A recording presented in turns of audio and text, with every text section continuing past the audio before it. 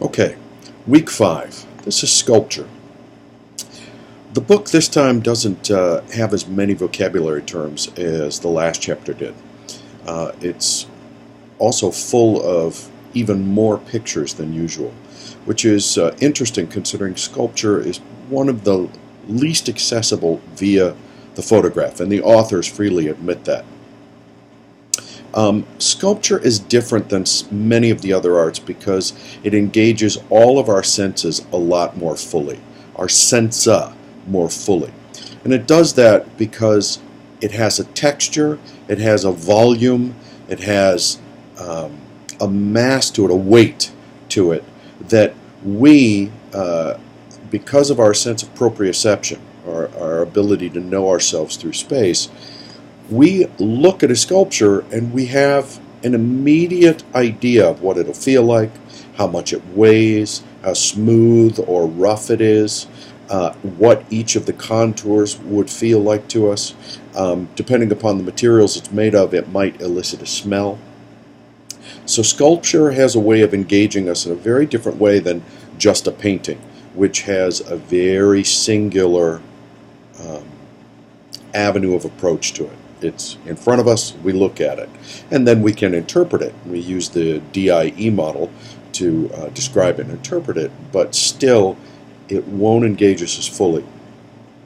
One of the things to think about when you're dealing with sculpture and you're looking at sculpture this week is the idea that sculpture is not alone in and of itself. You know, if I have a sculpture made of marble, and it is a sculpture in the round, meaning the artist has carved it all the way around so that you can view it from all 360 degrees. That sculpture is not just affecting what we see, it's affecting the space around it. Very often sculptors do a sculpture with the space in which it will be put in mind. So when you're looking at it, notice how it affects the space, how it affects what you see behind it and all around it. Also, depending upon where you're viewing it, notice the lighting, because very often a sculptor will include lighting in that piece.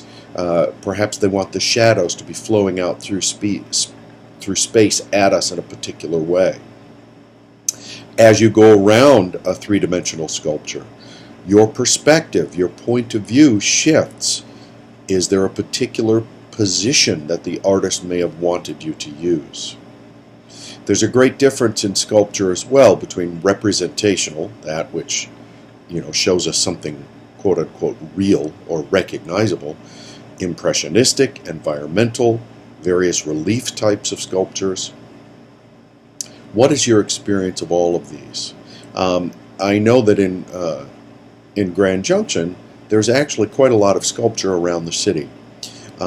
You can use that for your discussion this week if you so desire. Notice what your experience is of them. If the sculptures in the town are familiar to you, where they've just become part of the background, don't use them. Find a sculpture or a piece that stands out to you, and then do your discussion piece using that particular sculpture. Notice your responses. When I see sculptures, doesn't matter the type, I have an immediate desire to touch it.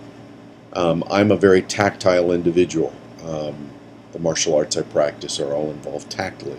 So I just want to touch a sculpture. Do you have a similar experience, or do you have a different experience? Do one of your other senses get engaged more than touch? Things to think about. I will be putting up either a written discussion example or a video of the discussion example to help you guys with what you're going to be doing next. All right? Take care.